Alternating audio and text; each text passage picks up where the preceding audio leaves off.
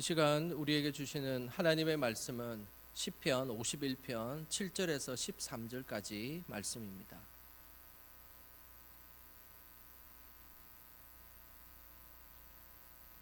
시편 51편 7절에서 13절까지 말씀 한 절씩 번갈아가며 읽고 마지막 13절은 다 같이 함께 읽도록 하겠습니다. 우슬초로 나를 정결하게 하소서. 내가 정하리이다. 나의 죄를 씻어주소서. 내가 눈보다 희리이다.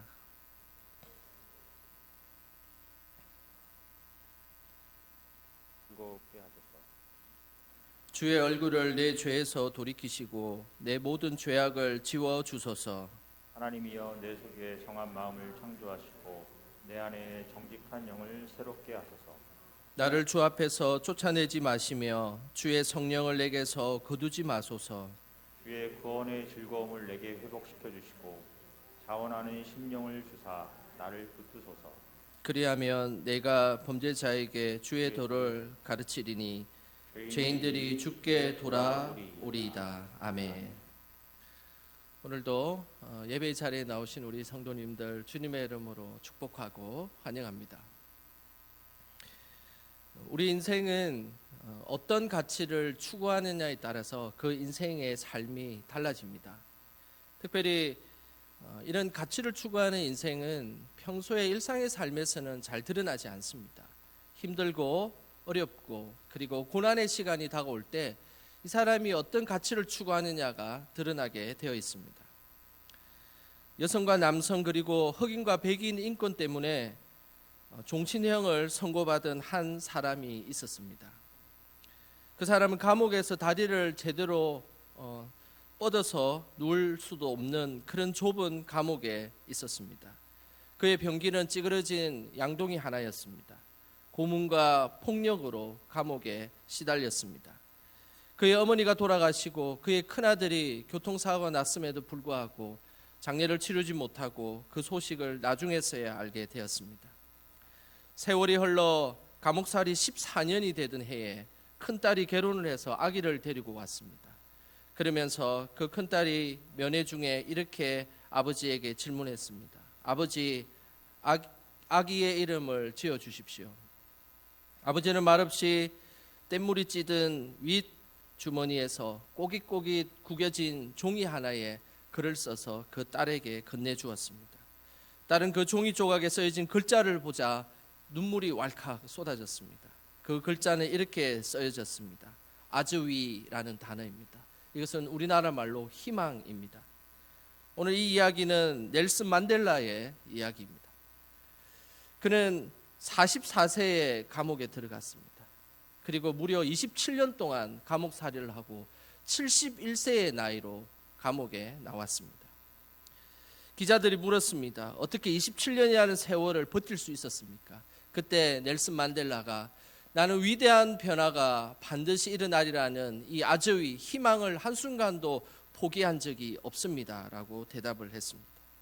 그는 남아공 최초의 흑인 대통령이 되었고 그 이후에 전 세계 사람들이 주목했습니다. 그를 감옥에 넣었던 사람들을 도대체 이 만델라가 어떻게 처단할까 다들 주목했는데, 그런데 이 만델라는 그들을 용서하고 사랑으로 다 품고 그들에게 복수하지 않았습니다. 그 결과 전 세계 사람들이 이 사람에게 노벨 평화상을 주어야 된다고 생각했고 여지없이 노벨 평화상을 받게 되었습니다. 만델라가 세상을 떠날 때 세계 언론은 이렇게 가르쳤습니다. 인간의 품격을 한 단계 올렸던 사람이 이제 목숨을 잃게 되었다라고 기사에 났습니다. 인생은 이처럼 어떤 가치를 추구하느냐, 그것은 너무너무 중요합니다. 그리고 그 가치가 그 사람의 품격을 결정한다는 사실은 우리는 만델라를 통해서 알 수 있습니다. 우리 성도님들은 이 땅을 살아가는데 어떤 가치를 추구하며 살아가고 계십니까? 오늘 본문 말씀은 믿음의 사람이라면 힘들고 어려운 순간에 어떤 가치를 추구하며 살아야 되는지를 우리에게 말씀하고 있습니다. 하나님께서 요구하시는 그 가치로운 삶, 그 삶은 어떤 삶일까요? 오늘 본문 말씀 10절 말씀에 그 해답이 있습니다. 오늘 시편 51편 10절 말씀 우리 다 같이 함께 읽어 보겠습니다. 하나님이여 내 속에 정한 마음을 창조하시고 내 안에 정직한 영을 새롭게 하소서. 하나님을 믿는 사람들에게 아주 중요한 가치가 있습니다. 그것은 바로 정직입니다. 정직은 히브리어로 나콘이라는 단어를 사용하는데 이것은 견고한, 안정된, 고정된이라는 의미입니다. 다시 말해 정직이라는 것은 그냥 일순간에 흔들리는 그런 삶의 가치가 아닙니다. 하루하루를 생활하고 평생을 두고 일관되게 흔들림 없이 견고하게 세워야 가는 가치, 그것이 바로 정직입니다. 그래서 정직은 상황에 따라 흔들리고 그리고 어떤 불리한 상황이 있을 때 변덕스럽게 변하는 그런 삶의 가치가 아닙니다. 오늘 하나님께서 말씀하시는 이 정직의 가치는 바로 하나님의 영 안에서 확고한 성품을 가지고 나아가는 것, 그것이 바로 하나님께서 원하시는 믿음의 모습입니다. 오늘 시편 51편은 다윗이 이 본문의 말씀을 지었습니다. 다윗은 초기에 정직한 삶을 추구하며 살았습니다. 목동이었을 때 그는 양 한 마리 한 마리를 정직하게 관리하고 그 양 한 마리도 빼돌리지 않고 정직하게 관리했던 인물이 바로 다윗이었습니다. 변함없이 양을 위해 최선을 다했던 그 다윗, 정직한 다윗이었습니다. 뿐만 아니라 사울이 자신을 시기하고 죽이려 해도 하나님의 기름 부으신 자를 죽일 수 없다는 명분으로 그는 사울을 죽이지 않았습니다. 엔게디 동굴에서 사울을 죽일 수 있는 결정적인 순간이 있었습니다. 그럼에도 불구하고 다윗은 그를 죽이지 않았습니다. 이처럼 어린 시절부터 청년에 이르기까지 견고한 믿음으로 흔들림 없이 다윗은 그의 삶을 하나님 앞에 영광 돌렸던 인물, 정직한 다윗이었습니다. 하지만은 다윗도 인간이었습니다. 그 견고했던 정직성이 한순간에 무너진 사건이 있었습니다. 그 사건이 바로 오늘 시편 51편의 주제의 말씀과 관련이 있습니다. 오늘 시편 51편 본문의 성경 말씀을 보면 그 첫 번째 위에 맨 위에 1절 위에 보면 그의 표제어가 이렇게 적혀 있습니다. 말씀 위에 보면 이 시편이 어떻게 지어졌는지에 대한 소개를 이렇게 하고 있습니다. 다윗이 밧세바와 동침한 후 선지자 나단이 그에게 왔을 때입니다. 다윗은 밧세바를 자신의 품에 안기 위해 밧세바의 남편이었던 충신 우리아를 전쟁의 제일 선봉에 보내었습니다. 그리고 그를 무참하게 죽였습니다. 정직하지 못한 모습이었습니다. 정직이라는 것은 한순간에 무너질 수도 있습니다. 그렇기 때문에 정직이라는 것은 일평생 갖고 가야 될 것이고 그리고 견고하게 하나님과 함께 동행함으로 정직을 만들어가는 것, 이것이 하나님께서 원하시는 믿음의 모습입니다. 일관성 있게 견고하게 평생을 두고 정직을 키우는 것, 이것이 하나님께서 이 시대에 요구하는 하나님의 뜻입니다. 정병태 박사가 지은 책 중에 언어의 품격이라는 책이 있습니다. 그 책 271페이지에는 정직의 언어라는 주제의 내용이 나와 있는데 그곳에는 영국 속담이 이렇게 적혀 있습니다. 영국 속담에는 하루만 행복하려면 이발을 해라. 그리고 한 주를 행복하려면 결혼을 하고 그리고 한 달을 행복하려면 말을 사고 그리고 한 해를 행복하려면 새 집을 지어라 라고 이야기를 하고 있습니다. 그러면서 맨 마지막에 평생 행복하게 지내려면 정직하라 라고 써져 있습니다. 결국 정직이라는 것은 한순간에 이루어지는 것이 아닙니다. 그것은 평생을 가꾸고 그리고 그 가꾼 것이 평생 자신의 삶을 행복하게 만드는 것, 이것이 바로 정직인 것입니다. 이 책에는 이 내용만 쓰여져 있지 않습니다. 미국의 성공한 2,000명의 사업가들을 공통적인 것을 조사하고 물어보았습니다. 그것은 2,000명이나 되는 성공한 사업가들이 가장 가치롭게 생각하는 것이 무엇인가 라는 것을 찾아보니 그것은 바로 정직이었습니다. 사업을 하다 보면 불이한 일들을 행할 때가 많습니다. 그리고 상황에 의해서 잠시 속여야 하는 상황들이 벌어집니다. 그때에 잠시 그것을 속이고 그 문제를 해결했을 때는 그들에게 잠시만의 만족을 주었지만 그러나 평생을 두고 정직하게 살아갈 때 그 사업이 더 번창했고 자자손손 그것이 은혜로 그 자손들에게 끼치게 되었다는 사실입니다. 이것이 정직이 주는 정말 중요한 가치인 것입니다. 우리 성도님의 삶의 자리는 어떻습니까? 정직하십니까? 그리고 그 정직을 위해서 평생을 가꾸어 가고 계시는 것인지 한번 질문을 던질 필요가 있습니다. 그러면 이 오늘 본문의 말씀에 아주 중요한 질문을 던질 수 있습니다. 그것은 바로 이 정직성을 어떻게 유지할 수 있는가입니다.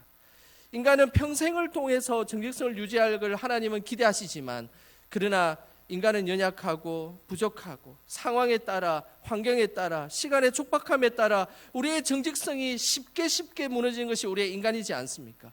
그럼 도대체 믿음의 사람들이라면 이 정직성을 어떻게 유지해야 할까요? 그 해답은 11절에 그 해답이 나와 있습니다. 우리 11절 말씀 다 같이 함께 읽어보겠습니다. 나를 주 앞에서 쫓아내지 마시며 주의 성령을 내게서 거두지 마소서. 우리가 정직할 수 있는 것은 오늘 성경에서 말씀하시기를 주의 성령이 함께 할 때 우리가 정직할 수 있다라고 말씀합니다. 인간의 힘으로, 인간의 수련으로, 인간의 마음가짐으로 내가 새해 이런 마음가짐으로 살겠다 다짐하고 다짐하지만 3일이 지나면 쉽게 무너지는 것이 우리의 모습이지 않습니까?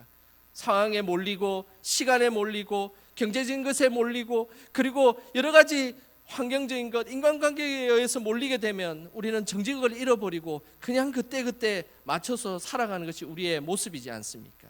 그런데 그렇기 때문에 하나님께서 말씀하시는 것은, 정직이라는 것은 하나님이 함께 하시고 하나님이 그 정직하게 해줄 때 정직이 될 수 있다라고 말씀하시는 겁니다.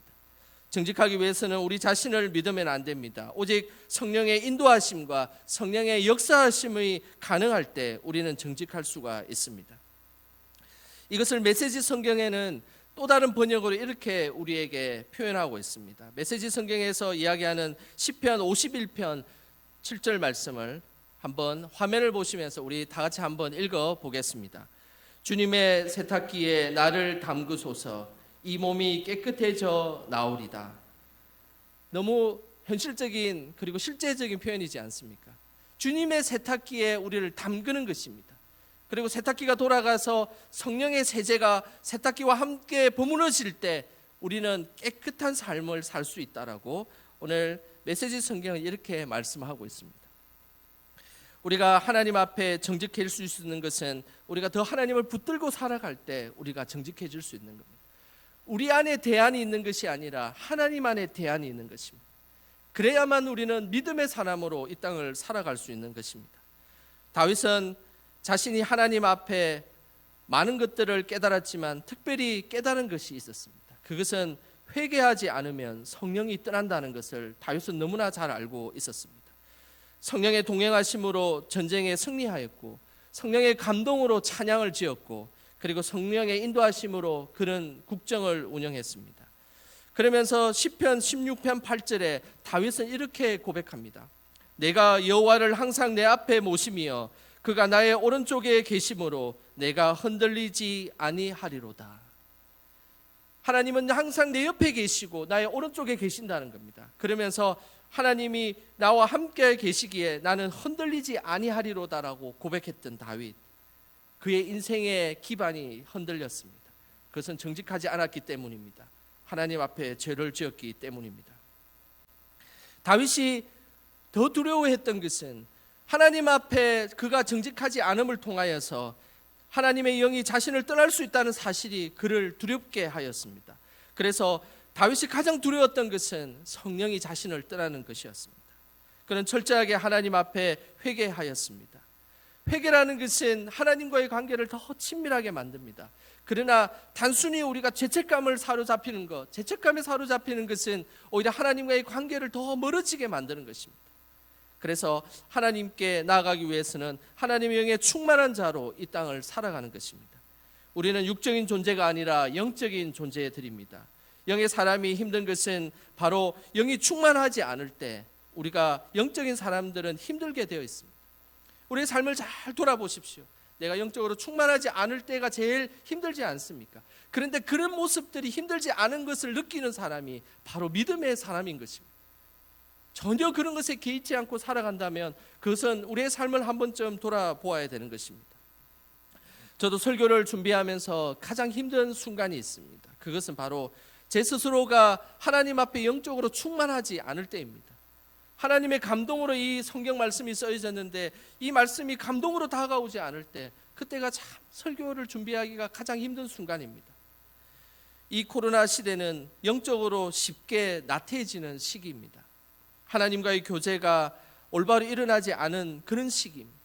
그래서 우리는 끊임없이 하나님 앞에 회복과 하나님의 은혜를 간구하는 것이 필요합니다.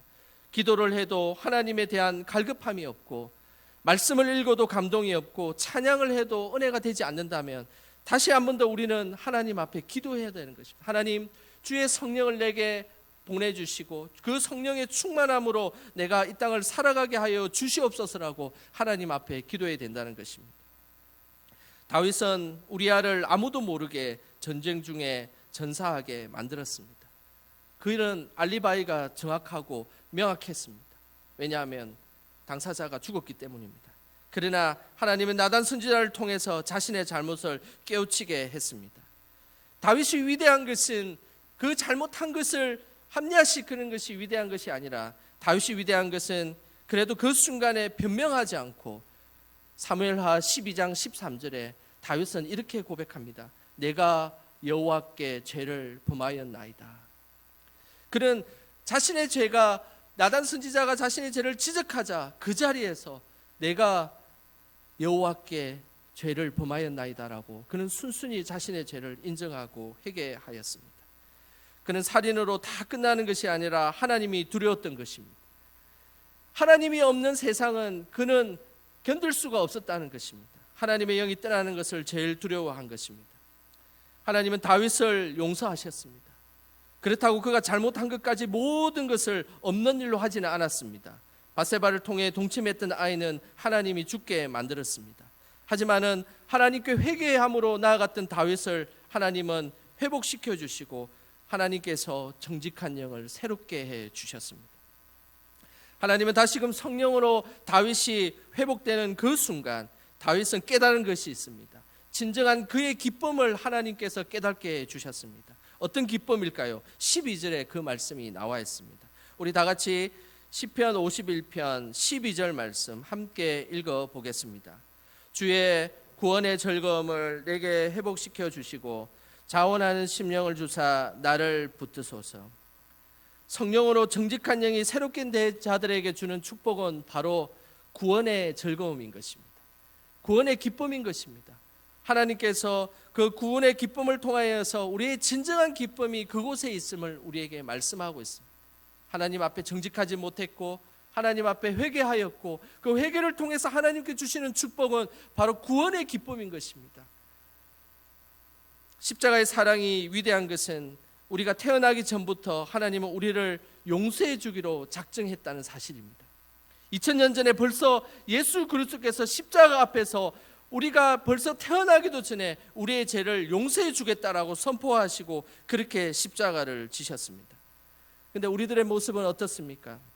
우리의 죄를 덜추고 또 이야기하고 잊혀질만 하면 또 이야기해서 다투고 싸우는 것이 우리들의 모습이지 않습니까?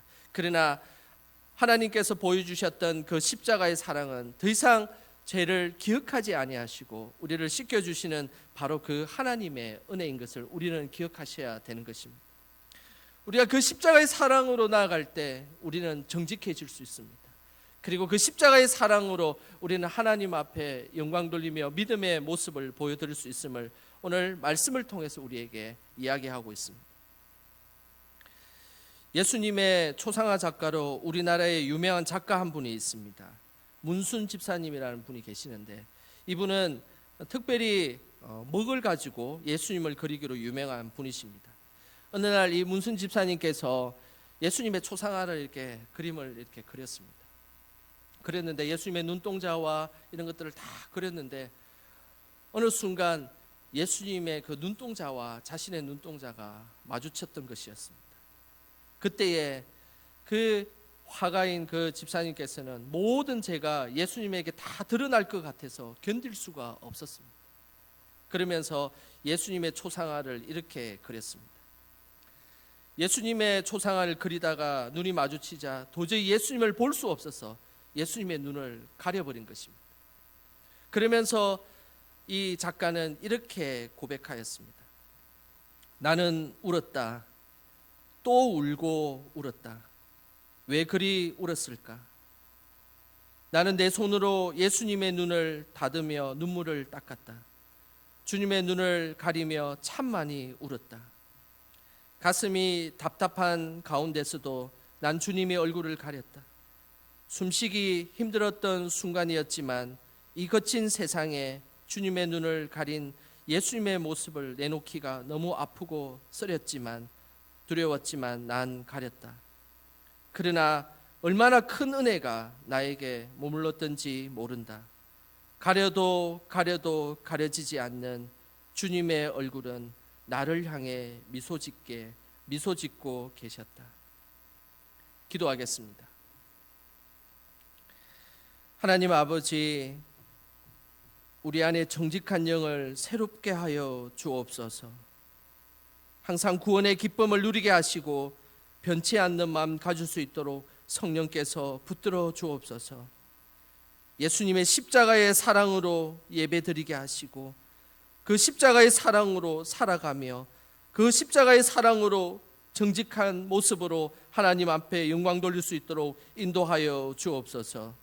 오늘도 정직한 영을 새롭게 하시고 구원의 기쁨을 주시는 예수님의 이름으로 기도합니다. 아멘.